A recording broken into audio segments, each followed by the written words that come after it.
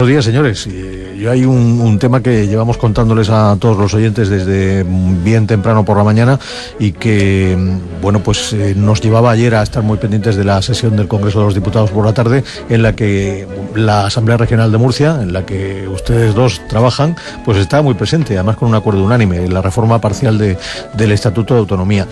Me gustaría que nos contasen o que nos explicasen cómo se gesta un poco todo esto y cuál es su punto de vista al respecto de lo que ayer se ponía en escena en el Congreso de los Diputados, pero no sé si les interesará a ustedes. Yo creo que sí podría ser interesante hablar de lo que va a venir, porque lo de ayer fue una reforma parcial, pero se va a seguir trabajando para reformar el Estatuto en su totalidad. En fin, es un asunto que yo creo que tiene tema, ¿no? Que tiene calado. Sí. Yo voy a decir dos cosas, porque mi compañero es mucho más profesional que yo, con comillas las profesionales en esto, de entender las cosas de la política. Yo soy más bien aficionado, pero sí puedo decir que, en primer lugar, esta acción que se ha producido ayer me produce muchísima satisfacción, porque es una de las pocas veces donde todos los partidos políticos hemos ido a la limón a defender una cuestión. Eso es importante, y además es un ejemplo de cómo se debe trabajar. Lo que importa es el servicio al ciudadano y tenemos que ponernos de acuerdo. Cuantas más veces nos pongamos de acuerdo, mejor. Y en segundo lugar, sí, esto es una cuestión parcial, pero en realidad lo que se ha pretendido es agilizar la gestión de la cuestión administrativa, en el sentido de que se introduce la figura del decreto ley, que significa que el gobierno en un momento determinado, con la urgencia del caso, puede determinar las cuestiones, y luego ya posteriormente sería convalidado en la Asamblea. Y luego, con respecto a lo que usted me dice, sí, desde luego hay un campo amplísimo en donde los dos partidos, fundamentalmente los dos partidos que están en el gobierno, los dos grandes, deben pensar que es posible que se necesiten algún tipo de ajuste en el tema del estatuto. Sí, lo que yo tuve la oportunidad de estar ayer en el Congreso y ciertamente hay una conclusión en la que coincido con Juan, la existencia de un consenso al que se ha llegado, como siempre, pues que hay consenso, no es fácil, siempre hay un periodo de tiempo en donde el consenso no existe. Nosotros hemos tenido un consenso desde el inicio de la legislatura, en el sentido de poner en marcha la ponencia que reforma el Estatuto de Autonomía, que ha estado trabajando y seguirá trabajando, afortunadamente. Pero como digo, pues bueno, siempre hay momentos de altibajos en los acuerdos políticos. Lo que se produjo ayer, con esta reforma parcial y con su contenido muy limitado, porque es una reforma muy concreta, es algo más, por lo menos para el Grupo Parlamentario Socialista, para el PSOE y también, en este caso, creo que para Izquierda Unida, ¿no? Un acuerdo político de mayor calado que se plantea, digamos, en el día de ayer como un paso previo, un paso inicial a ese otro acuerdo político que es, y que en nuestra opinión creo que es un buen acuerdo para la región de Murcia, para los ciudadanos de la región de Murcia. En primer lugar, agilizar la reforma del Estatuto de Autonomía, incluyendo en él cuestiones que en principio parecía que no iban a estar, que como en ese consenso pues se incluirán, por ejemplo, la financiación autonómica, la deuda histórica de la región de Murcia, el blindaje de las políticas sociales en la región de Murcia, toda una serie de elementos que hemos llegado a un acuerdo digamos, razonable y además para un tiempo breve. La reforma de la ley electoral regional, que también nos parece necesaria y que también hemos puesto un punto cero y un final breve, esperemos en este año, tenerla, ¿no? Una reforma también del reglamento de la Asamblea Regional, que también hará mejor a la Asamblea Regional. Nos dará más capacidad a los grupos parlamentarios y nos dará más capacidad para hacer las cosas, para mejorar. Y por tanto todos estos elementos son los que han hecho que finalmente haya un consenso. Todos hay que agradecer al Grupo Parlamentario Popular su disposición a ello y nosotros hemos hecho un esfuerzo para que ayer lo que ocurriera en el Congreso de los Diputados de Madrid fue que los tres grupos parlamentarios representados allí por sus correspondientes representantes en el Congreso, pues hicieran un voto favorable y con la presencia pues del presidente de la Asamblea, de la mesa de la Asamblea y de distintos diputados del Partido Socialista, del Grupo Parlamentario Popular y también José Antonio Pujante, ¿no? Esa es, en mi opinión, la conclusión en la que tenemos que estar, sobre todo ese trabajo en breve, que es un trabajo indispensable para los ciudadanos en esas reformas y en esas cuestiones que entendemos son fundamentales. La figura del decreto ley, ¿ustedes creen que los ciudadanos tienen que tener motivos para tenerle respeto o miedo?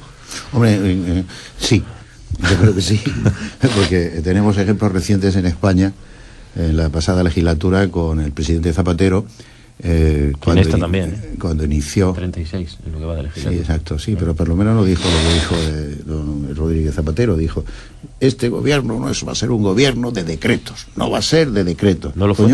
Y empezó a hacer decretazos. Empezó con un decretazo que fue el Ebro, y terminó con otro no menor que tenía que ver también con no sé qué historia en Andalucía de la cesión de la cuestión de policía de cauces hidráulico a Andalucía. Entonces sí, yo creo que el ciudadano debe estar alerta, debe estar atento, pero también debo decir, en honor a la verdad, que los políticos creo que somos muy responsables y utilizaremos la figura del decreto ley con la mesura y con la efectividad que sea necesaria.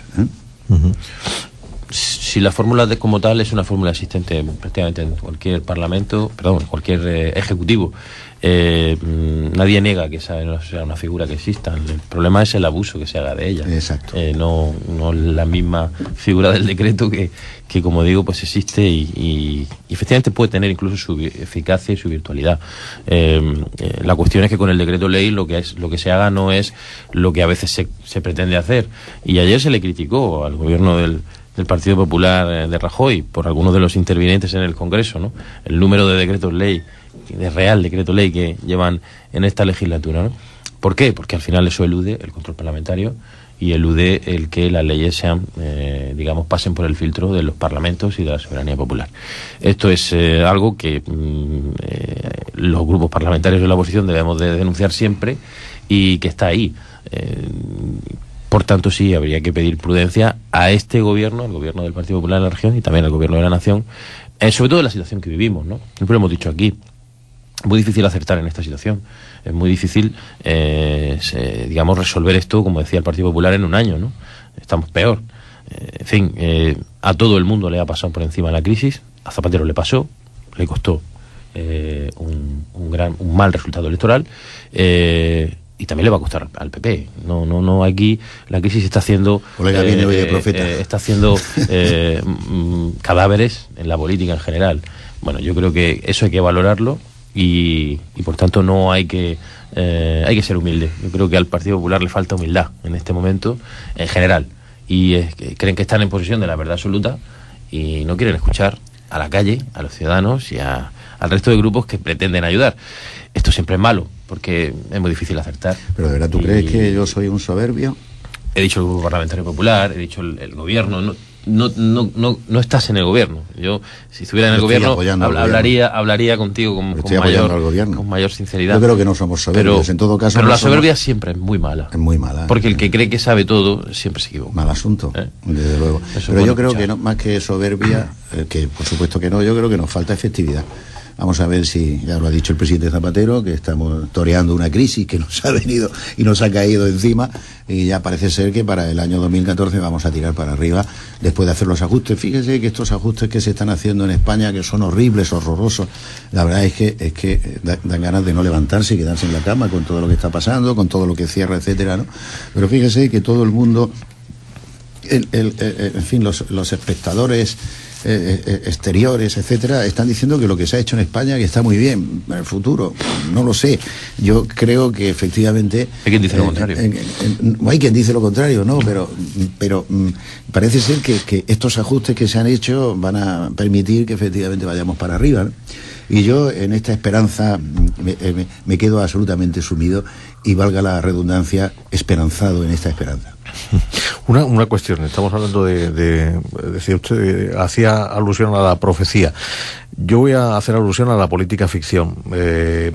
Esa reforma de la ley electoral, ahora que hay un debate social abierto a la hora de ver cómo se nos está representando, cómo se representan a los ciudadanos, esa posible reforma de la ley electoral en el caso de la región de Murcia, podría conducir, en la opinión de ustedes, a un cambio de statu quo en la región, a un cambio, si no de un vuelco en el gobierno o no, que eso dependerá de los electores, a un cambio de posiciones, porque la reforma de la ley electoral en la región de Murcia la está defendiendo desde hace mucho tiempo, en concreto la coalición Izquierda Unida, con el argumento de que le otorgaría mejores resultados electorales. ¿Ustedes creen que esa reforma va a ir por ahí, que va a facilitar eso, que no lo va a facilitar, que habrá consenso al respecto, que al final se quedará apeado de esa reforma del Estatuto de Autonomía? Yo no lo sé. Yo lo único que sé es que hay que admitir que a los dos partidos grandes de la oposición, a los dos partidos, gobierno y oposición, estamos hablando del Partido Socialista y del Partido Popular, efectivamente no están muy interesados en este cambio. Quien está interesado, usted lo ha dicho, es Izquierda Unida, porque realmente el reparto pues no les viene bien. Pero yo no sé, sinceramente, mi opinión personal y desde mi posición política, a mí no me parece interesante que Izquierda Unida, los componentes de esta izquierda que proviene del Partido Comunista en estos tiempos tan complicados, a mí no me parece que le vendría bien a la región mayor porcentaje de responsabilidad por parte de este partido, ¿no?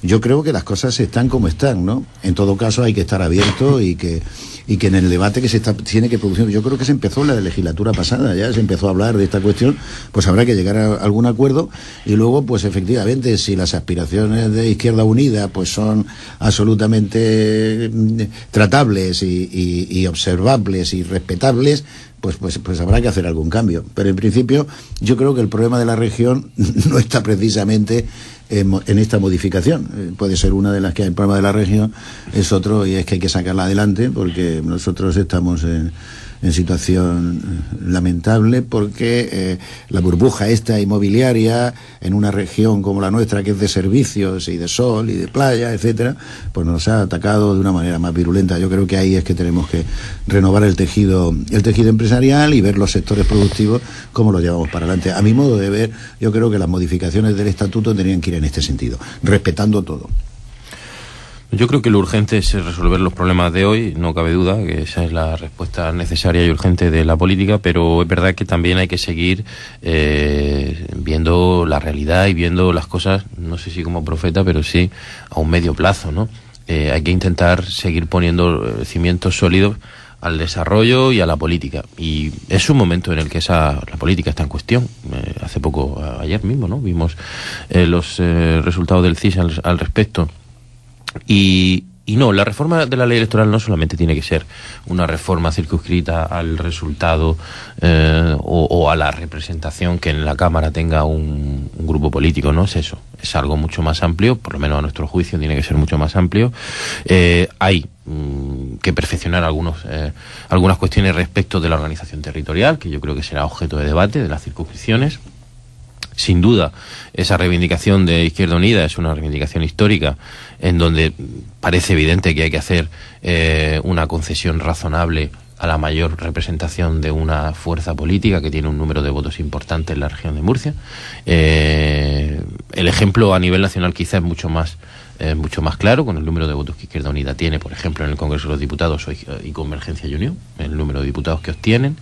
Es decir, yo creo que sí hay un margen de flexibilidad para que la reforma electoral y esa ley electoral, digamos, visualice de una forma más exacta cuál es el resultado de los electores, ¿no?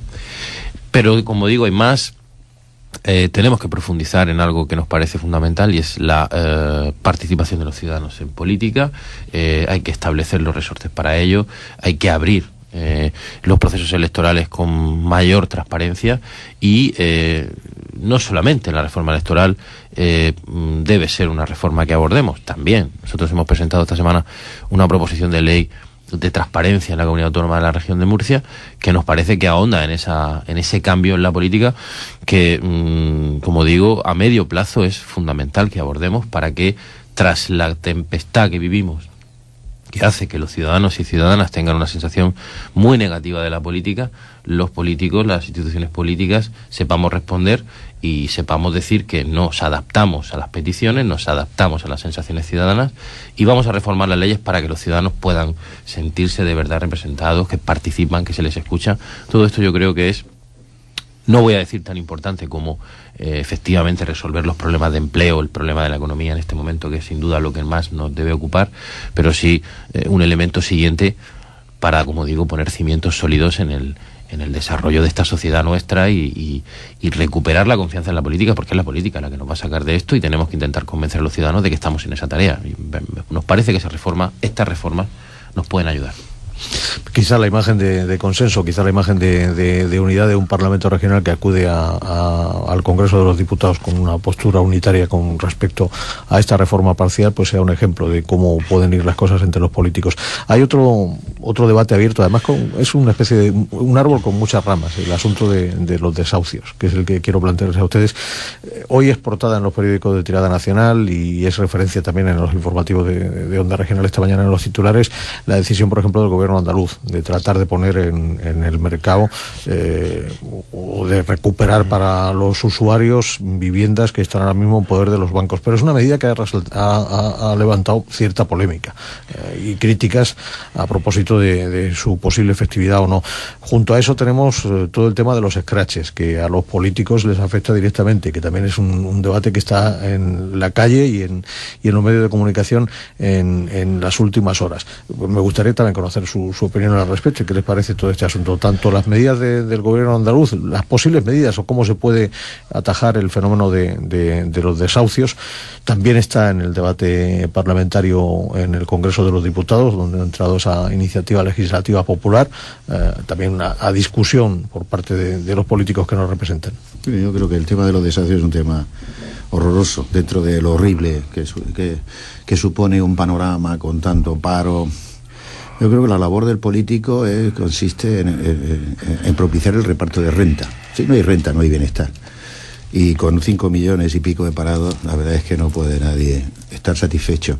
Y encima esta consecuencia del desahucio. Claro, el desahucio, si fuera sencillo, es que claro, lo primero que pensamos nosotros es decir, oye, pues mire usted, si usted no puede pagar, pues le quito el piso y ya está, ¿no? Es el problema de la acción de impago. Pero claro, es que todo el mercado, la ley hipotecaria, hay que removerla. No es fácil, ¿eh? O sea, yo quiero explicar eso porque hoy día cualquier acción que tú hagas depende de muchísimas variables, ¿no? Hay gente que puede estar muy perjudicada. Por ejemplo, si cogiéramos a todos los bancos, efectivamente, bueno, pues todos los pisos los ponemos fuera, etcétera, que es una propuesta que es la primera, digamos, sería la inmediata, ¿no? Pero claro, ahí de esa manera estamos perjudicando a otras personas que son los accionistas del banco, o sea, porque el banco, sí, nos metemos con los bancos, pues sí, claro que sí, los que tienen dinero, pero en realidad el accionariado del banco está repartido, o sea que perjudicamos a unos y perjudicamos a otros, ¿no? Claro, es fácil, de todas maneras, yo creo que el Partido Popular tiene un compromiso clarísimo y es arreglar, paliar y resolver esta cuestión de los desahucios sin perjudicar a nadie o perjudicando a lo menos posible y apoyando a los más débiles. Eso está totalmente obligado. Y con respecto al scratch, horrible palabra, lamentable, que yo no la había oído nunca hasta hace un par de semanas, como usted comprenderá, pues me parece absolutamente intolerable y practicable en un estado donde hay democracia, que tenemos que estar indignados. Pues claro, alguien piensa que incluso los políticos no estamos indignados por esta situación. Yo estoy absolutamente indignado. Es decir, yo el otro día, cuando me comentaban, digo, es que si a mí me hacen un scratch es que yo me apunto y me lo hago a mí mismo también, porque lógicamente lo entiendo, ¿no? Pero no se puede, hay otras maneras de hacerlo y es una cuestión que yo creo que deberíamos eliminar, no dar publicidad, y es absolutamente injusto el que se pueda machacar a un político por el hecho de serlo y porque la situación sea mala, claro. Bueno, yo ahora en esa última parte yo estoy en desacuerdo y cualquier persona con todo de frente está en desacuerdo con cualquier acto violento que se produzca a cualquier nivel, y sería deseable que no se produjera. Más allá de eso, creo que de lo que hay que hablar es de manifestaciones, de concentraciones y de personas que están luchando porque se resuelvan situaciones muy complicadas. Ahí los políticos tenemos que saber aguantar, como digo siempre dentro de lo razonable, que es normal que los ciudadanos protesten cuando no estamos resolviendo sus problemas. Si las cosas son así, pues esto va en el sueldo, como digo, si no traspasa la frontera de lo que debe ser razonable. En definitiva, las agresiones verbales o físicas que, bueno, esperemos que no se produzcan. Yo creo que el problema, en todo caso, es que no se está resolviendo. no se está resolviendo una situación que hoy por hoy, con la situación económica que tenemos, con el desempleo creciente, con la falta de oportunidades que tienen los ciudadanos y ciudadanas, pues si bien es cierto que ha habido desahucios durante toda la democracia, pero es que esta situación sigue cada día peor. Y esto es lo que debe hacer un gobierno, responder ante esta situación de forma inmediata. Para nosotros está claro que hay una acción a corto plazo y una acción a medio plazo. Y la acción a corto plazo es la que debe de tomar el gobierno de la nación y los gobiernos autonómicos en las competencias que tienen sobre vivienda. Porque estamos hablando de la dignidad de los ciudadanos. Que se ponga todo el mundo en la piel de la persona que puede perder su vivienda habitual con su familia y no tiene dónde ir. Que me digan a mí quién no reacciona ante esa situación. Y eso es lo que tenemos que plantear desde las instituciones políticas y los gobiernos del signo que sean. A corto plazo, por tanto, es necesario paralizar, mediante ese instrumento del decreto del que hemos hablado hoy, cualquier desahucio que esté determinado por una insolvencia sobrevenida por esta situación y que se trate de una primera vivienda y esté acreditado que es así. No tiene ningún sentido que eso siga ocurriendo y no deben ser los requisitos que se están produciendo para que ocurra, para que se paralicen los desahucios en este país. Si esto es dignidad de los ciudadanos. Y no hay ningún argumento político que contradiga esta cuestión, ni siquiera la del banco. Porque los bancos son los que nos han metido en esto. La decencia de los bancos, la decencia de las entidades financieras a las que hemos ayudado y salvado la cara y sigue sin circular el crédito en este país, la decencia de estos señores sería que ellos dieran instrucciones a sus servicios jurídicos y paralizaran los procedimientos sin que nadie se lo dijera, si tuvieran un mínimo de vergüenza.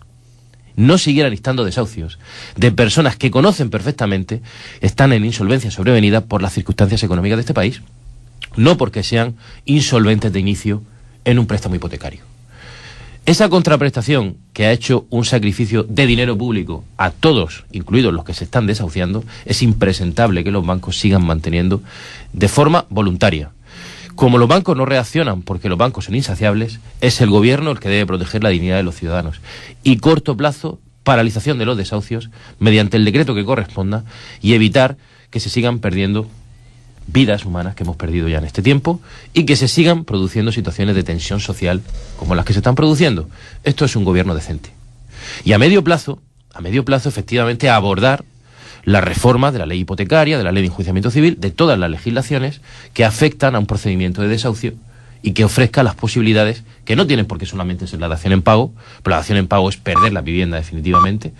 Puede haber otras soluciones, puede haber mediación, puede haber prevención y desde luego tiene que haber protección social, tiene que haber viviendas a disposición de las personas que no tienen vivienda. Ahí está muy bien, mediante alquilar o mediante otra cuestión. Es yo creo que esta es la un discurso estupendo. Yo no puedo discutirlo porque Gracias. Es un discurso, en fin, bastante populista, diría yo. No tengo más remedio que estar de acuerdo con él porque lo que plantea... Pero si estás de acuerdo, no soy populista, ¿no? Sí, no, te estoy dando argumentos. Ya, no, pero lo has dicho de una manera muy populista. Lo que sí debo decir es que, lo que sí está claro y en lo que yo... Hay que ponerse en la piel me podría de acuerdo con él, es que en efecto parece ser que la legislación la que ordena el ordenamiento jurídico que controla y legisla estas cuestiones del desahucio parece ser que no son muy adecuadas según nos ha dicho la Comisión Europea y ahí eso es lo que tenemos que arreglar. Ese es mi punto de vista. Y en eso es en lo que está en el Congreso de los Diputados, que todavía está por ver lo que sale de ahí también. Bueno, pues hemos llegado a las 9 de la mañana, ha vuelto Susana para ponernos en solfa con respecto a lo que queda de día. Les agradezco mucho a nuestros dos invitados que hayan estado aquí, que hayan contribuido quizá a hacernos pensar o a hacernos ver puntos de vista en los que no habíamos reparado, seguramente hasta el momento. Muchas gracias. Y coincidente, que es lo interesante. Hemos coincidido. Con consenso también. Consenso. Gracias a ambos. Buenos días.